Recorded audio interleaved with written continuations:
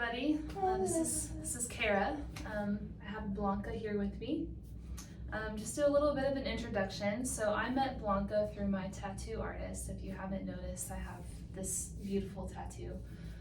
It took a long time, so I got to know him pretty well. We actually ended up, I'm a musician, we ended up gigging together a few times and really just talking about our lives. And this was, a product of that. And we've become really close really fast. Yeah. Which I appreciate. Yeah. But I'll let you kind of just talk a little bit about yourself, whatever you want to share. Okay, yeah. My name is Blanca. I'm 29 years old. I'm born and raised here in Lubbock, Texas, and I'm a mom. And I'm a good old human just walking around. Yeah. So we talked about the recovery model in class, and this is really just a way to personally tie that in. I thought that a real life testimony, a super powerful story would just be a really good way for y'all to be able to incorporate the things we learned about and just apply it and pull from these things to use in your future practice. You're going to be dealing with people from all different backgrounds, different life experiences, and we as OTs have to be able to manage that, even if we haven't experienced it or really been involved in any way. It's really just a matter of finding that empathy and finding out how to just approach people. So having said that, later in the semester we're going to talk about human trafficking, but I wanted to briefly introduce it here. That's kind of the topic that we're going to focus around. We're going to apply the story of human trafficking to the recovery model and get to hear from Blanca what her experience in recovery is. So starting there, I'd like you just to share your testimony, whatever you're comfortable with sharing. Okay, yeah. So in 2018, I was actually a victim of sex trafficking. Unfortunately, I met this girl, and she was a friend of mine, and she groomed me as a friend, and I trusted her with my, just friendship. And she kind of, asked me one time, that I actually was separated from my husband, and I needed money. I needed that quick cash, and I was bartending here and there, and I would pick up little gigs here and there, and I won't say any names, but this woman, she found me, and she knew that I needed a job and I needed to make quick money. And she said, hey, she reached out to me, and she's like, hey, I need some help bartending. She's like, we're gonna bartend. She's like, but we go out of town and we do it. And she said, so if you want to make some money, you can totally come with us. And I was just, okay, sure, and so she kind of invited me over to her place and all that good stuff. And, one thing led to the other. I obviously thought that we were going to, go and bartend. And, I met, the people that were around her, and, they seemed like legit people. They didn't seem crazy, but, their environment alone, was very rich and very, money, you could tell, so in my head I was thinking oh, maybe, they do make a lot of money, bartending on all that good stuff. So I was like, okay, cool. And so one day led to the next, and she said that we were gonna go to Carlsbad, and so we ended up packing up for our trip to Carlsbad, and again, one thing led to the other, and we got to Carlsbad, and it was kind of where the nightmare of my life, started. She took me to the hotel, and, that's where, it was kind of like a fast flood. Mm-hmm. Everything just kind of happened so quick. There were people around, and men were around, and it was just one of those where they kind of captured you and just kind of told you this is what you're gonna do. Mind you, it was just me and her. We were arriving to this hotel, and shortly after we arrived, that's when, I'm told, like, this is what you're going to be doing here. And, I couldn't run, I couldn't scream, I couldn't do anything because, the people that are around, they're like evilly trained to do this. This is what they have their mindset that they're going to do. They're going to capture these women and they're going to put them out there to be what the world would call a prostitute, and so but it's trafficking. You're being forced to do something that you don't want to do. So of course, again, one thing led to the other. I was there for I think I was there for about a week. I was there for almost a week, and I say by the grace of God, because that's just my belief, but I was able to be in contact with my own phone. That week was the most traumatic thing that I had ever had to experience, constantly, doing something that you don't want to do and being forced to do that. Like it ruins you as a person. And for a week at that, and then of course, being with the girl that lured me in and trusting her alone, just the whole thing, I trusted the wrong person. And so anyway, back to, the experience at that week in Carlsbad. It's a life-changing having to go through that and being a woman, being used that way, and not having a say so in it. I've got a question. Yeah. I just thought about, and you can answer it or not answer it. You mentioned feeling that, you couldn't run. You were not even in the same city as your home, your family. 3 hours away. So you have no idea where you're at. Right. Besides the name of the city. Yeah. And the only other known fact is this person that groomed you. So I would imagine feeling like stuck. Would you describe it? We learn about the concept of fight or flight. Where you like have a choice to either fight or flight. Like, yeah. Was that feeling that you just felt that there's nothing I can do? Like, I have to do this. Were you fearful, like, for your life? Yeah, absolutely. Yeah, and in a position like that, being around especially men bigger than you, and knowing that, I'm a woman, I can't take a man, I could if I had the proper training. Right. But I knew something in me had already given me like this fear in my stomach, but at the pit of my stomach, I was so like wrapped up in my personal life that I was like, I know that I need to go and just trust that I'm going to go bartend. And then, when I get there and it's completely different, it's kind of one of those things. It's like, man, I should have flighted it out, I should have ran from this. I should have not even thought about doing this. And now look where I'm at, So yeah, when in that moment, it was definitely scary. Yeah.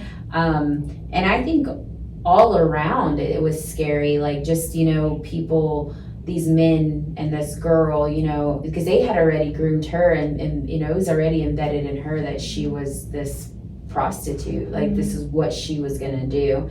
And it was almost like she enjoyed it, and because in that moment you become vulnerable, you become just completely vulnerable, and you don't know how to react. Right. So the only other way too is to just listen. Yeah. And I had contact with my phone. By that Thursday, I had contact. Like I got my phone, and I contacted my husband, and I kind of let him know, like, this is where I'm at.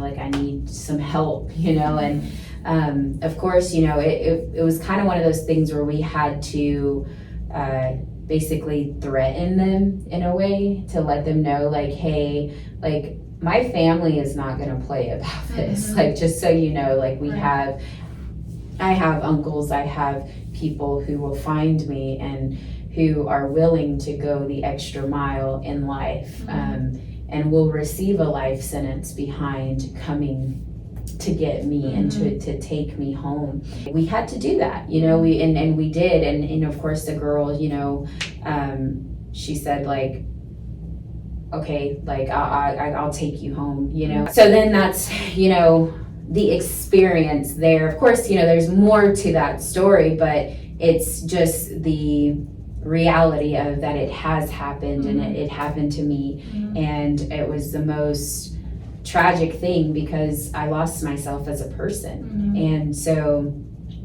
going straight into how I was able to come out of that, it wasn't easy, I'll tell you that, you know, because having an experience like that, you become so isolated and you basically don't know who you are anymore. When you experience that, especially having been taken advantage of by different men, and then being lured in by another woman, like somebody that it's like, hey, like you and I carry the same emotions, you and I carry this, we're supposed to think alike, we're supposed to have each other's back, but being taken advantage of and all the way around, it does something to you. And I shut down mentally.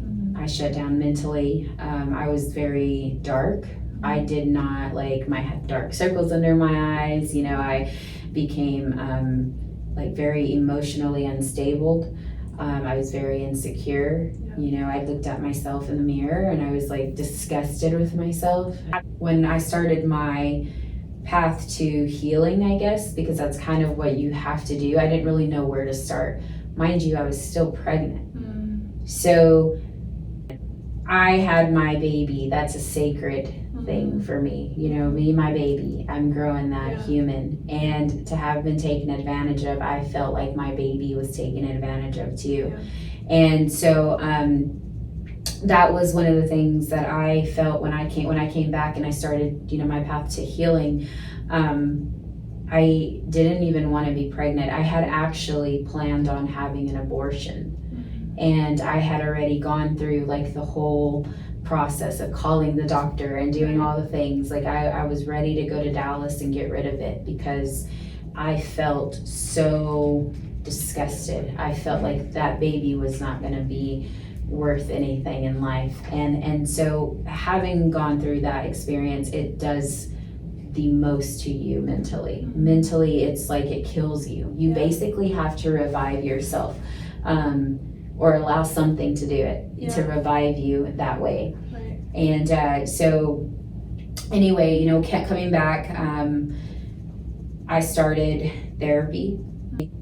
She walked me through some steps, and those steps I always felt like I couldn't get through because I felt like she couldn't relate to me.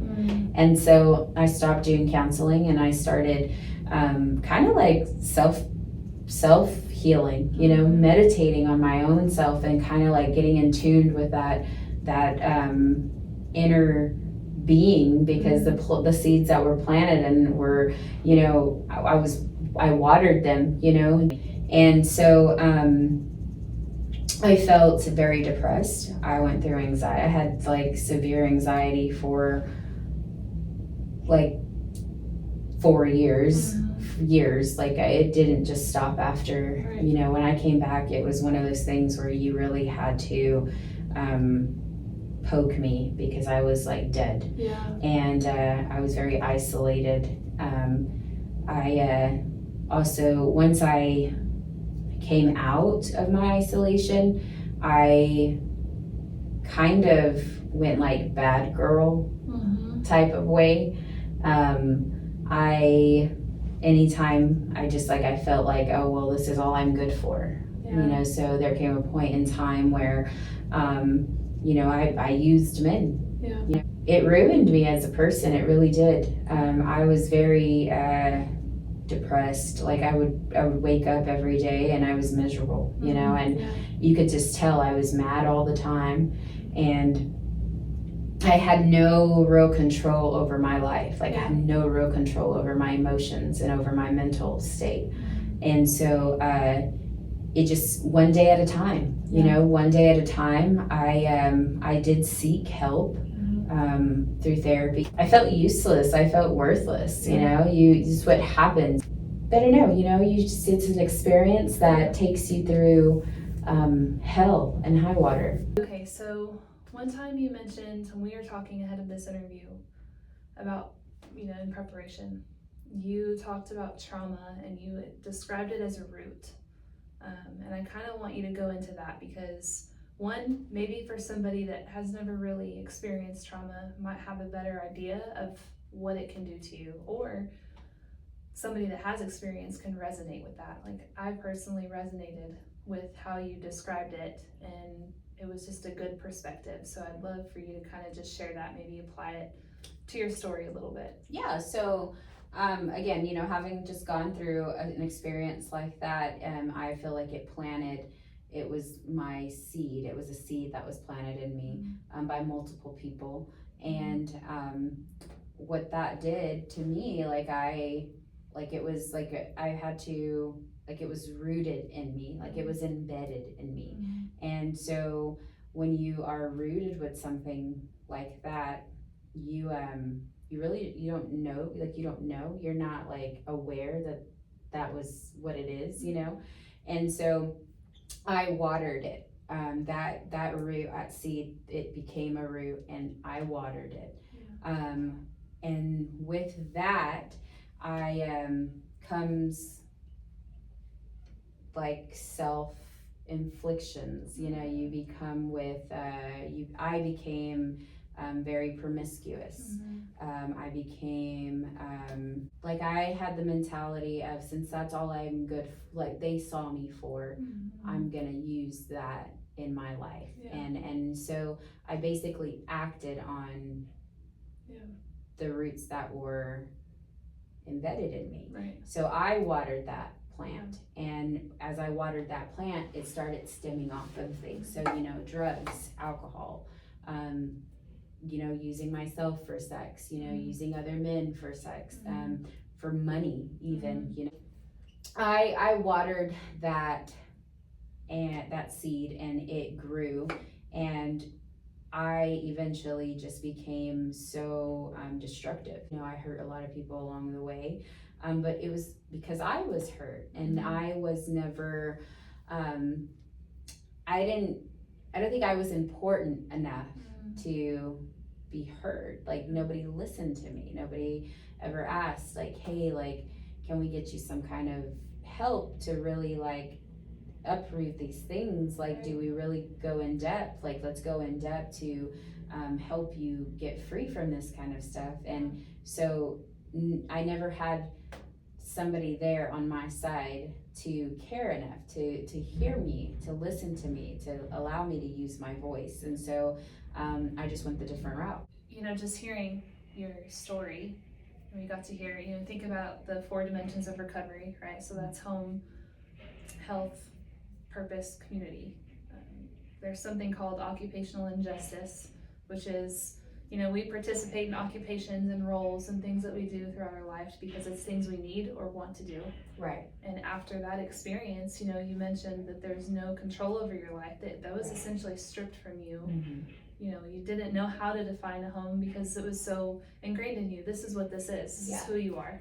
This is your community that you don't have. And even if you did have, your family, you had Anthony, your kids, it still didn't feel like your purpose because it was defined by something else. So it was so traumatic. So one, just thank you for sharing that. It's not easy. No, it's not, but it's okay. It's good. It's good to share these things. Go ahead. No, I'm curious now, what spurred the change? What was it in your life? Because everybody's looks different, right? So what was it in your life that spurred that change to say, it has to stop here? For healing, for freedom, right? So, obviously, that kind of experience, it does pull you away from like your true identity. It strips you away from your purpose in life, like the real life foundation. And so my home life was, I kind of abandoned it. I abandoned my home life. Infidelity eventually came about, and it was almost like I was sabotaging my own relationship at some point because of the things that happened to me. You know, my children, you know, I neglected them in a way of where it made me so depressed that I would just be the basic mom. Like, I would just take care of you to where I knew that you were okay. Like, I was just a zombie there, you know. And so, I stopped going to church. I kind of, and I'm a big believer. So, one of those things is I blamed my creator for it. I said, if this was my purpose, dang, you should have said that, Right. So of course, I became like that prodigal. And, what spurred my change, was just experience still.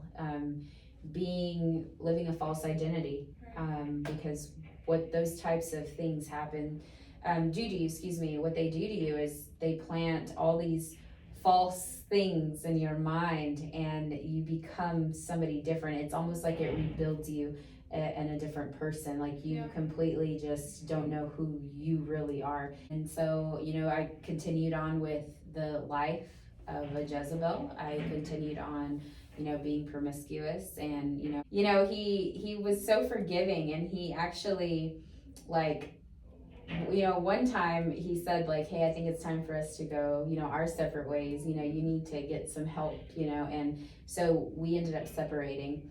And during that time, I was still experiencing life in that false identity. And it took experiences with other men.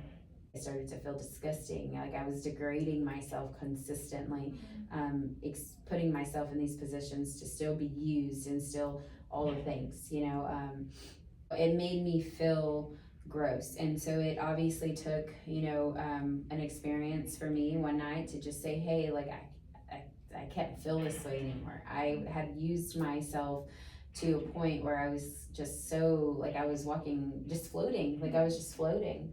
I felt like I didn't even know who I was. I didn't know, it wasn't me.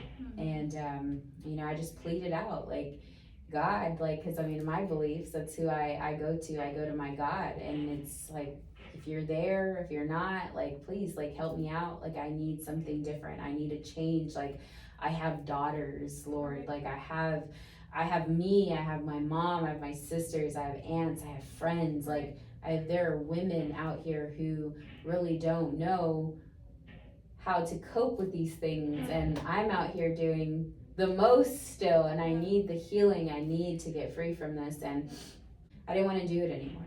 I didn't want to allow the one experience to continue to be my life. You'll see a prostitute on the street, and most people will see people who don't. One, if you don't use your voice, or if you've never experienced it, they're like, they'll look at her and they'll say, oh wow, she's just a prostitute. But the reality of it is who planted that seed in her to make her have that kind of identity? Who put her there? Who's forcing her to be there? Do you even know? Like, people don't just go to that position because, they think it's fun and they want to. The drug addict on the street doesn't just shoot up because they want to. It was shown to them. Something was given to them. It was like, hey, like, do this because it's going to make you feel this way. In my position, it was, hey, do this so you can make more money. And of course, money is the root of all evil. I got caught. And I got caught in this scandal, and it was a lie. And so that was planted in me, and I became the prostitute. And so, my advice to anybody ever is to don't just look at somebody and label them, because a label is just a label. You have no idea why they're labeled that way, though. I'm a big advocate when it comes down to mental health, and finding myself in that shower one night, pleading out to my God, pleading out to whatever it was, even myself, looking at myself and saying, like, hey, like, This is not who you are. Right. This is not what you're used for. Yeah. This is not what you were created to be. Like, you have daughters, you have sons, you have sisters, you have friends. I had to understand, like, I do have daughters and I have to be better. My girls were seeing me.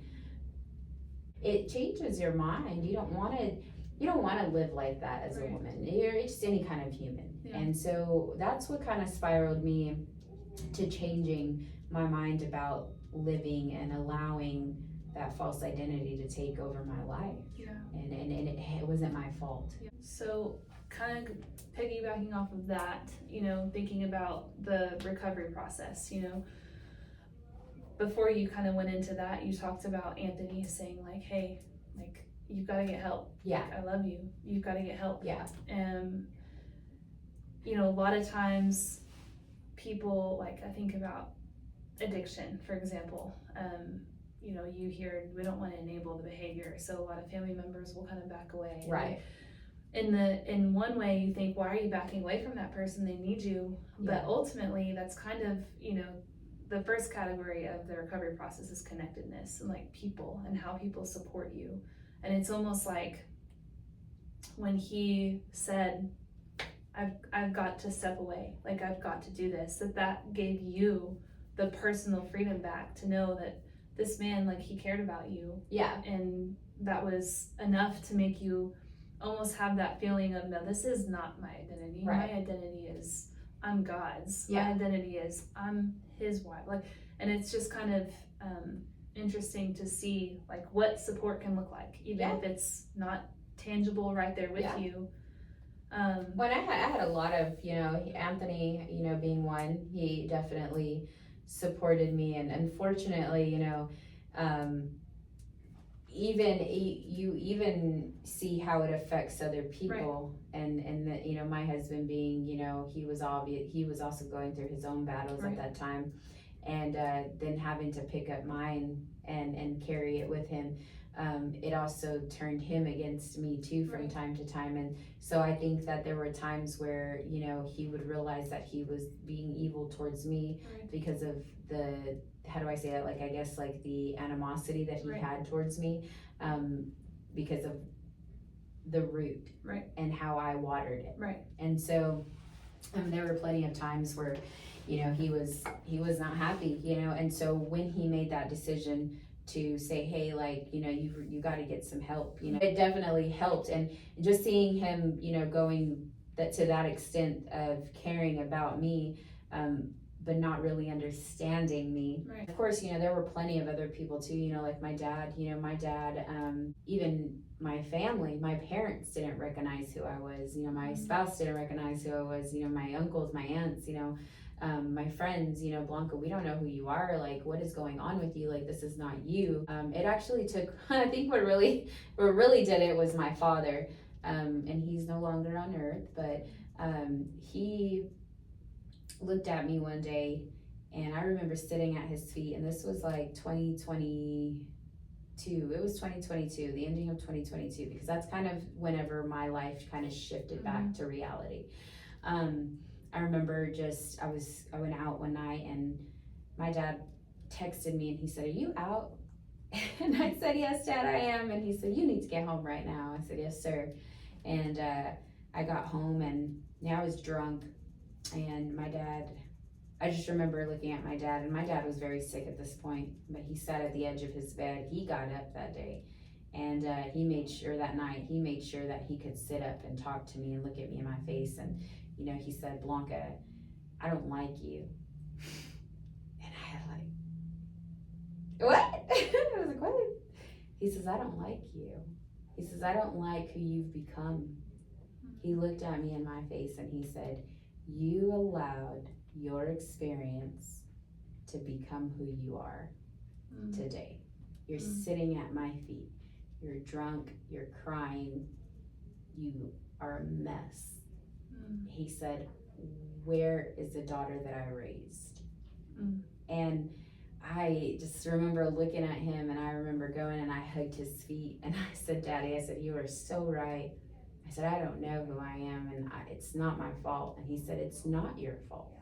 It's not your fault what you've gone through, but you got free from it. Mm-hmm. And he said, and you become just this horrible person for the past 4 years. Who are you?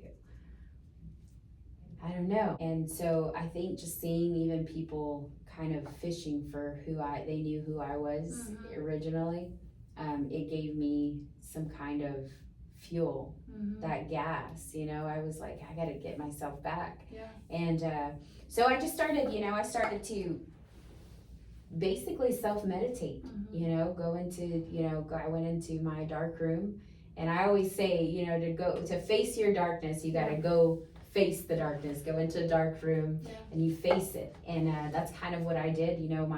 My recovery was, I had to do it on my own. Yeah. You have to do it on your own. Yeah. It's a part of you. When something bad happens to you, you have to acknowledge that it happened to you, and you have to say, okay, I don't have to accept that, but I have to acknowledge and know that it happened to me, and now I have to try to uproot that so that way I can heal from it. That's kind of why I've always been so, excited and hyped up about telling my story, because of seeing where I was, how it was planted, how the seed was planted, how it was watered, how I used it and I watered it, and then how I ended up just digging that root up, and I cut down that tree, I uprooted it, and then I looked in, and don't get me wrong, when you uproot, there's nothing there anymore. Now it's a different life. Right. It's a different path that we're going now. So when you uproot all of that junk, and like I did, I looked in, and it was empty. Yeah. So what did I have to do? I had to start to plant new things into that ground, and I did. And with that came the root of healing. So I put some healing in there, and that's what I said, that's where I'm gonna start. You're basically having to wash yourself clean from the filth that other people have put onto you. Right. And it's not easy. And so insecure wise, I looked at myself, I was not the cutest thing, I didn't recognize who I was, so I had to start working on that. Mentally, I had to start working on that, the depression, the anxiety, the panic attacks. Like I would wake up, I had bad dreams, so going to sleep at night, I had anxiety, so guess what I did? I leaned into marijuana, so I had to start to think about that. How am I going to put marijuana down? I knew that I was using it for to cope. It was my coping mechanism, so I started, working through my depression, working through my anxiety, and then, spiritually, I started leaning on my God. That's my belief, and I believe that I kept my faith the whole time, and I believe that God said, for you being obedient to me and keeping your faith, I'm going to return healing to you. Yeah. And that's what God did for me. Yeah. And so it was years of work. It didn't happen overnight. With an experience like that, it doesn't happen overnight. I think that, just from hearing your story and knowing, what we do about recovery, right? Yeah. That it's like you can be triggered. Like you don't ever forget what happened to you, because it shapes who you are, it shapes your journey, it shapes your story. Right. But it's like knowing that this happened, that trigger can come, but because you've recovered, because you had that personal medicine that helped you through this journey, you had people that supported you, you had people that spoke love and life into you, that you're able to say like, all right, that's a trigger, that's what this is, that's where that belongs, and you put it down. Right. You don't have to like grip it and say, oh my gosh, I have to deal with this. It's just, this happened, this is what it is, but this is where I am right now.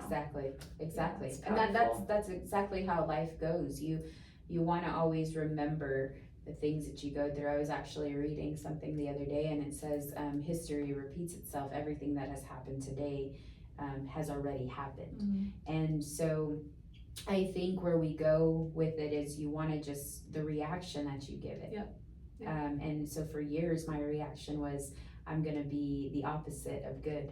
And I'm gonna hurt people the way they hurt me, and that saying is hurt people. No, literally. Yeah. No, literally, because when somebody hurts you, what's the first thing you want to do? You want to seek revenge. And unfortunately, in situations like sexual abuse, it's not always that you go after the person who hurt you. It's just you. It's you. You are the one that you go after. I was able to fight my way out, and I did it. I kicked and screamed, and there was blood. I was on my knees, bloody knees, you know, but it's possible.